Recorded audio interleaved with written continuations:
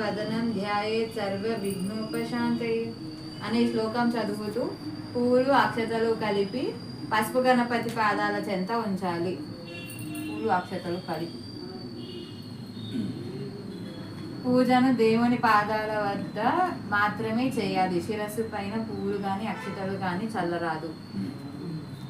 ధ్యాయామి ధ్యానం సమర్పయామి ఆవాహయామి ఆసనం సమర్పయామి పాదయోః పాద్యం సమర్పయామి హస్తయోః ఆర్ఘ్యం సమర్పయామి ముఖే శుద్ధ ఆచమనీయం. నీటిని పసుపు గణపతికి చూపించి ఆ నీటిని చిన్న పళ్ళెం లేదా పాత్రలో వేయాలి.